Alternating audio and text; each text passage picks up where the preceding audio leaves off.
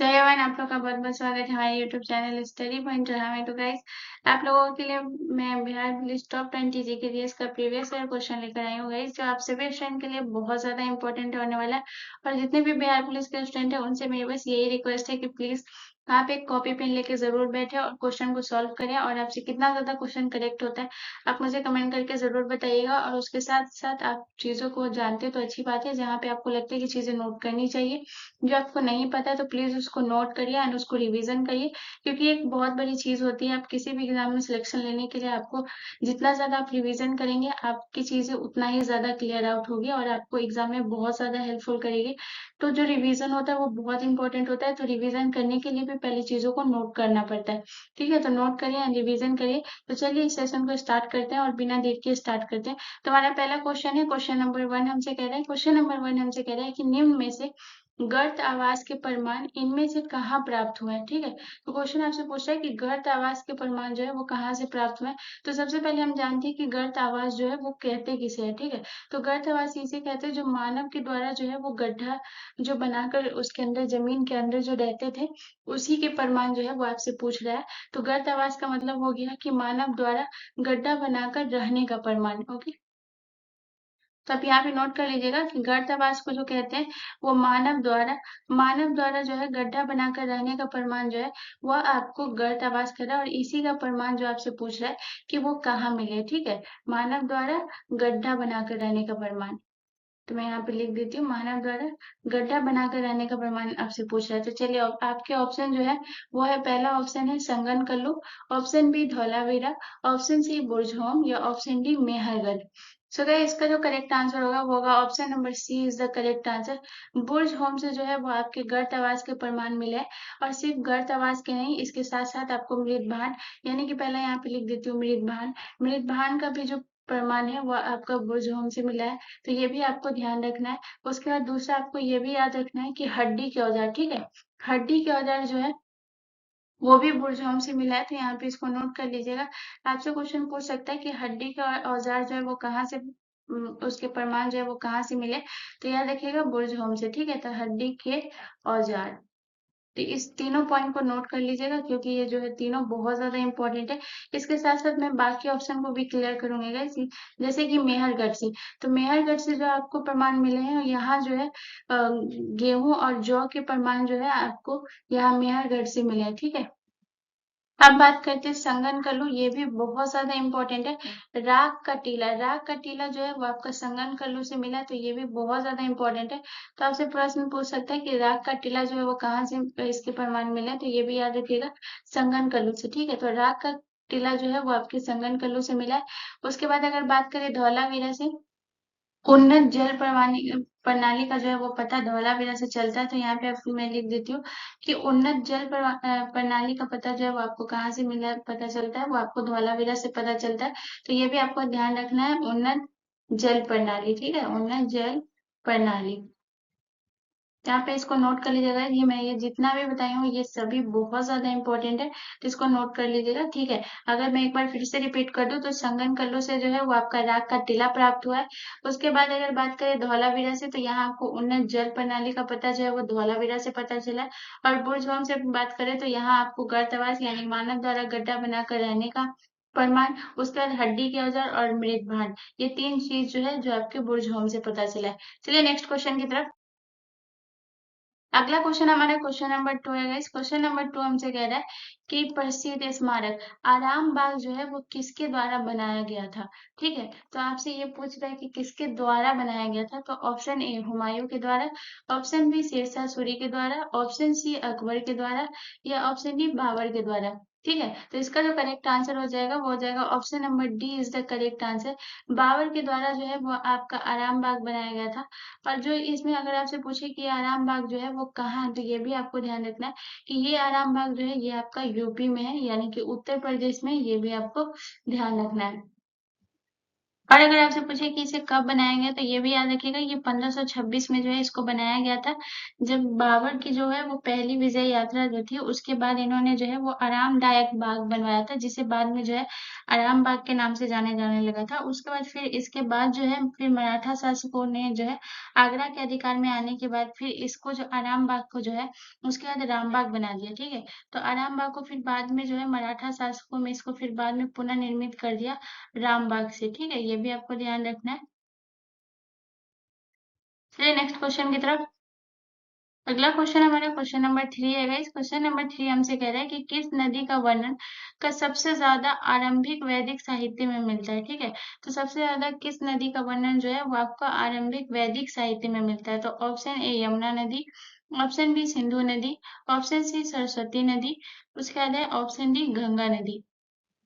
सो इसका जो correct answer होगा वो होगा option number B is the correct answer. Sindhu नदी जो है इसका वर्णन सबसे ज्यादा आरंभिक साहित्य काल में मिलता है, और जो सिंधु नदी है ये सबसे महत्वपूर्ण नदी थी। वैदिक काल की जो सबसे महत्वपूर्ण नदी थी वो सिंधु नदी थी। और उसके बाद अगर बात करें सबसे पवित्र नदी की, तो सबसे पवित्र नदी जो थी वो थी सरस्वती नदी, ठीक है। तो पवित्र नदी की अगर बात करेंगे तो सरस्वती नदी। उसके बाद अगर बात करें सबसे इम्पोर्टेंट यानी सबसे महत्वपूर्ण नदी जो आपकी थी वो आपकी थी सिंधु नदी, ये भी आपको ध्यान रखना है। उसके बाद बात करते हैं यमुना नदी की। यमुना नदी का जो है वो ऋग्वैदिक काल में 3 बार उल्लेख मिला है, और गंगा नदी का जो बात करें उसमें सिर्फ 1 बार इसका उल्लेख मिला है, और यमुना नदी का 3 बार इसका उल्लेख मिला है, ये आपको ध्यान रखना है। चलिए नेक्स्ट क्वेश्चन की तरफ। अगला क्वेश्चन हमारा क्वेश्चन नंबर 4 है गाइस। क्वेश्चन नंबर 4 कह रहा है कि भारत में मूंगफली का सर्वाधिक उत्पादन किस राज्य में होता है, ठीक है। तो सर्वाधिक उत्पादन मूंगफली का किस राज्य में होता है। तो option a Gujarat, option b Tamil Nadu, option c Madhya Pradesh, या ऑप्शन डी उत्तर प्रदेश। सो इसका जो करेक्ट आंसर होगा वो होगा option number A is the correct answer. Gujarat में जो है वो मूंगफली का सर्वाधिक उत्पादन होता है। और ये जो है बहुत ज्यादा इंपॉर्टेंट प्रश्न है, यहाँ से मतलब कि आपको जैसे सोयाबीन का पूछ देगा, या फिर आपको जैसे ये पूछ देगा कि हाँ जूट का सबसे ज्यादा उत्पादन जो है वो कहाँ होता है, गन्ने का उत्पादन कहाँ होता है सबसे ज्यादा। तो इस टाइप के जो है वो आपको 1-2 प्रश्न देखने को मिलेंगे। तो जैसे अगर मूंगफली की बात करें तो गुजरात में जो है इसका उत्पादन सबसे ज्यादा होता है। उत्तर प्रदेश में अगर बात करें तो गन्ना, गन्ना का उत्पादन जो है सबसे ज्यादा उत्तर प्रदेश में होता है। उसके बाद अगर बात करें तमिलनाडु में, तो केला का सबसे ज्यादा उत्पादन जो है वो आपको ऐसे हाजीपुर में होता है, बट सबसे बड़ा उत्पादक जो है वो तमिलनाडु है। अब बात करते हैं मध्य प्रदेश की, तो सोयाबीन का सबसे बड़ा उत्पादक राज्य जो है वो मध्य प्रदेश है। तो यहाँ पे मध्य प्रदेश में जो सबसे ज्यादा उत्पादक होता है वो सोयाबीन का होता है, तो ये भी ध्यान रखना है, ठीक है। उसका तमिलनाडु में जो होता है वो सबसे बड़ा उत्पादक राज्य केला का सबसे बड़ा उत्पादक राज्य जो है वो तमिलनाडु में। गन्ना का सबसे ज्यादा उत्पादन उत्तर प्रदेश में होता है, सोयाबीन का मध्य प्रदेश में, और मूंगफली का आपका गुजरात में, ठीक है। चलिए नेक्स्ट क्वेश्चन की तरफ। अगला क्वेश्चन हमारा क्वेश्चन नंबर 5 है गाइस। क्वेश्चन नंबर 5 कह रहा है कि निम्नलिखित में से कौन भरतनाट्यम और ओडिसी नृत्य दोनों से संबंधित है। और ये मोस्ट वीवीआई प्रश्न है गाइस, इसमें आपको देखने को भी मिलेगा। इसमें आपसे क्वेश्चन ये कर रहा है कि भरतनाट्यम और ओडिसी दोनों से संबंधित कौन है। तो option A Yamini Krishnamurthy, option B Mallika Sarabhai, option C Sonal Mansi, या ऑप्शन डी इनमें से कोई नहीं। तो गाइस अगर मल्लिका साराभाई की बात करें ऑप्शन बी की, तो इसका जो संबंध है वो भरतनाट्यम से भी है, और इसके साथ साथ जो आपका कुचिपुड़ी से इसका संबंधित है। उसके बाद अगर बात करें सोनल मानसिंह का, तो इनका संबंध जो है वो भरतनाट्यम से भी है, और इसके साथ साथ ओडिसी दोनों नृत्य से साथ इनका सोनल मानसिंह के साथ संबंधित है। उसके बाद अगर यामिनी कृष्णमूर्ति की बात करें तो ये भरतनाट्यम से संबंधित है और कुचिपुड़ी से संबंधित है, ठीक है। तो आपको ये जो है ऑप्शन नंबर जो आपका सी होगा वो करेक्ट हो जाएगा, क्योंकि सोनल मानसिंह जो है वो आपके भरतनाट्यम और ओडिसी से संबंधित है। तो ऑप्शन नंबर सी जो है वो करेक्ट आंसर हो जाएगा, ठीक है। चलिए नेक्स्ट क्वेश्चन की तरफ।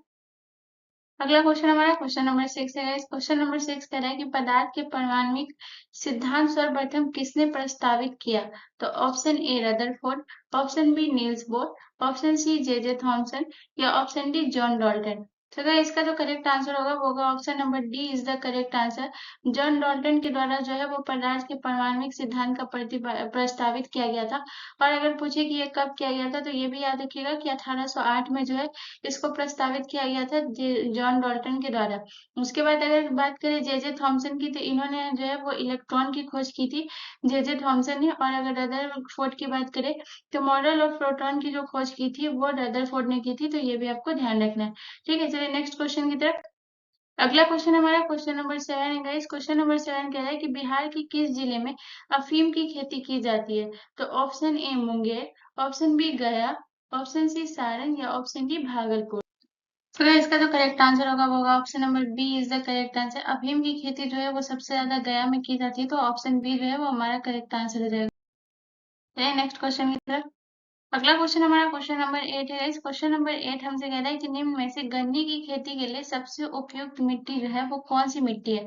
तो ऑप्शन ए बलुआ मिट्टी, ऑप्शन बी काली मिट्टी, ऑप्शन सी दोमट मिट्टी या ऑप्शन डी चूना विहीन मिट्टी। सो इसका जो करेक्ट आंसर होगा वो होगा option number C is the correct answer. दोमट मिट्टी जो है वो गन्ने की खेती के लिए सबसे ज्यादा उपयुक्त मिट्टी होती है। और अगर पूछे कि गन्ने का सबसे ज्यादा उत्पादन कहाँ होता है, तो ये भी आपको याद रखना है कि यूपी में जो है इसका उत्पादन होता है। उत्तर प्रदेश में जो है सबसे बड़ा उत्पादक राज्य जो है गन्ने का वो उत्तर प्रदेश है, और इसके लिए उपयुक्त मिट्टी जो है वो दोमट मिट्टी जो है वो इसके लिए सबसे उपयुक्त मिट्टी है।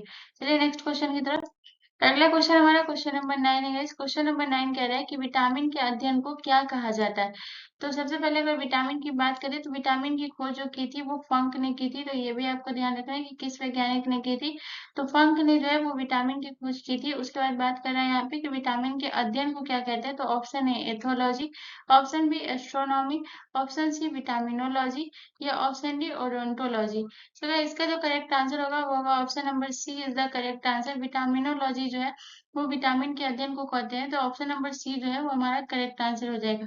चलिए नेक्स्ट क्वेश्चन की तरफ।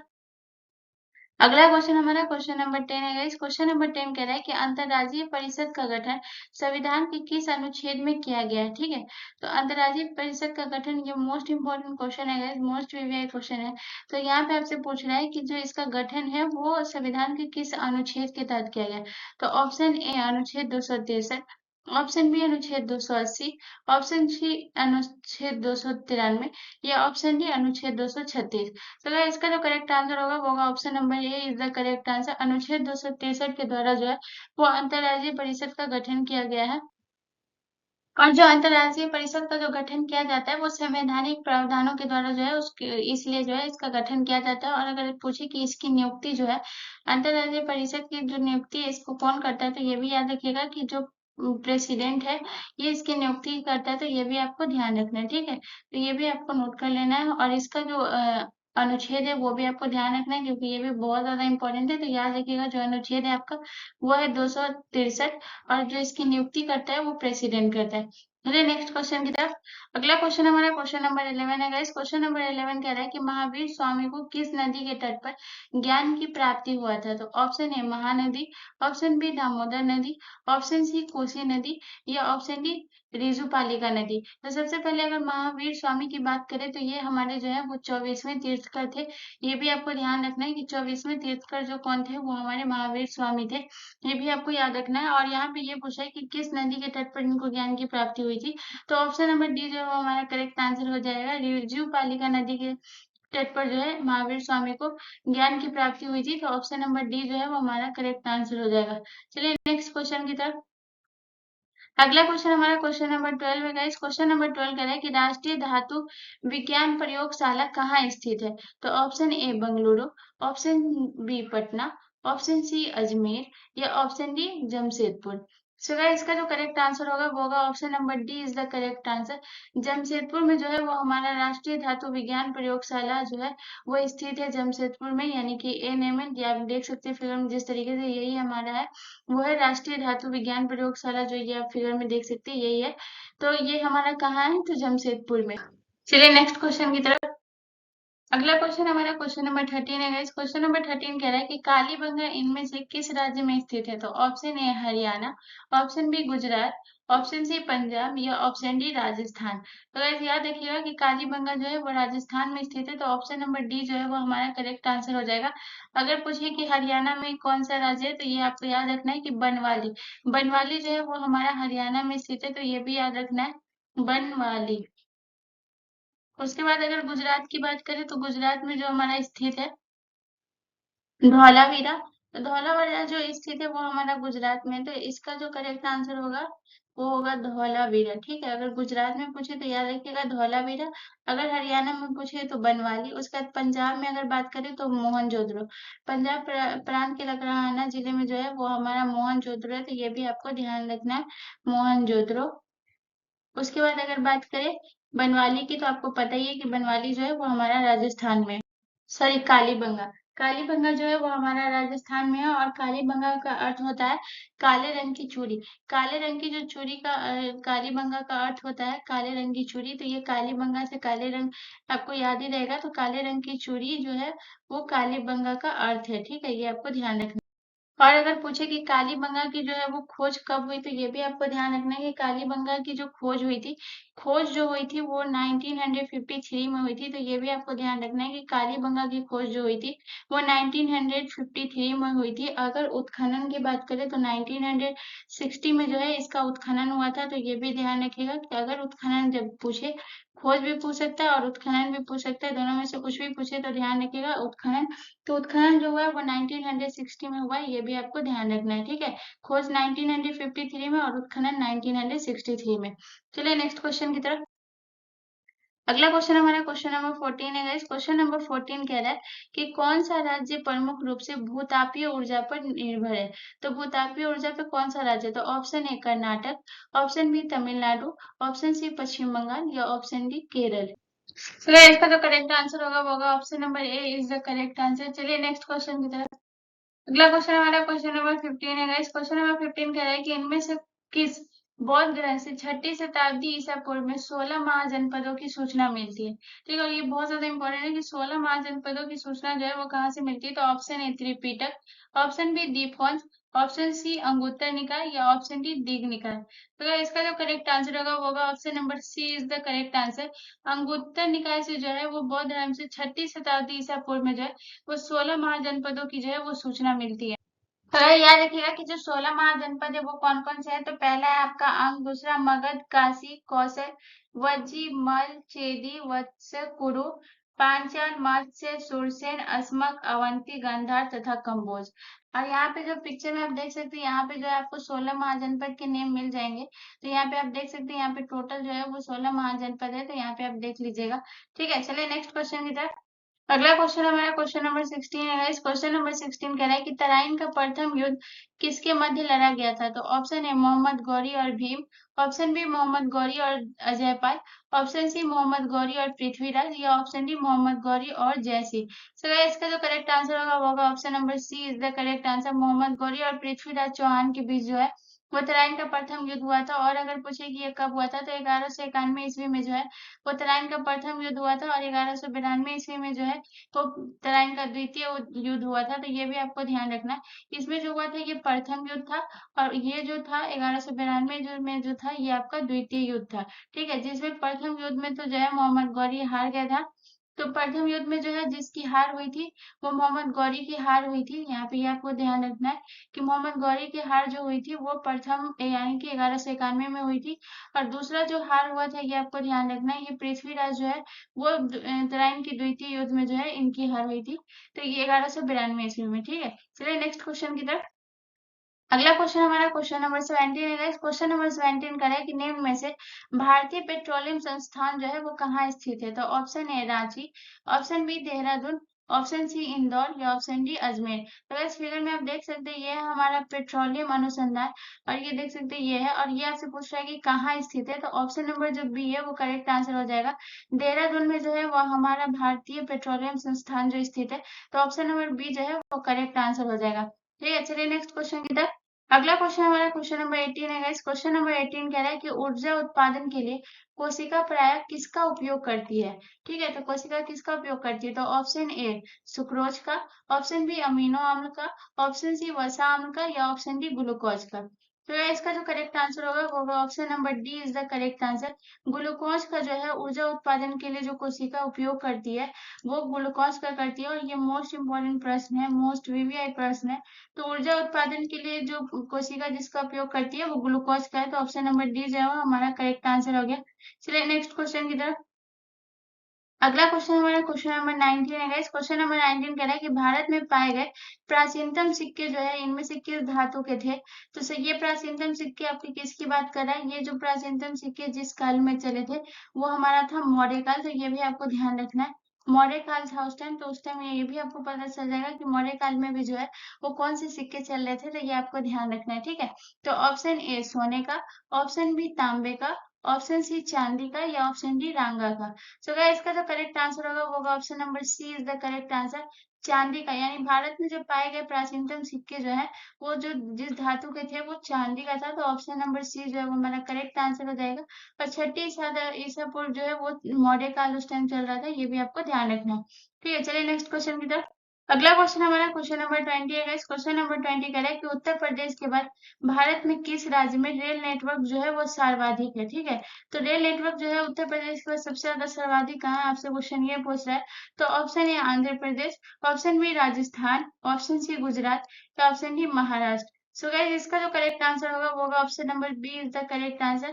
राजस्थान में जो है वो उत्तर प्रदेश से ज्यादा जो रेल नेटवर्क सर्वाधिक है उसके उत्तर प्रदेश के बाद राजस्थान में आता है। तो सबसे आपसे क्वेश्चन इस तरीके से भी पूछ सकता है कि भारत के किस राज्य में सबसे ज्यादा रेल नेटवर्क है सर्वाधिक। तो याद रखिएगा उत्तर प्रदेश, और दूसरा अगर उत्तर प्रदेश के बाद अगर पूछे तो वो राजस्थान है। तो ऑप्शन नंबर बी जो है वो हमारा करेक्ट आंसर हो जाएगा। सो होपफुली गाइस आप लोगों को ये सेशन पसंद है। अगर पसंद है तो प्लीज मेरे चैनल को जरूर सब्सक्राइब कर लीजिएगा एंड बेल आइकन पर जरूर क्लिक करिएगा। मिलते हैं नेक्स्ट वीडियो में गाइस, धन्यवाद।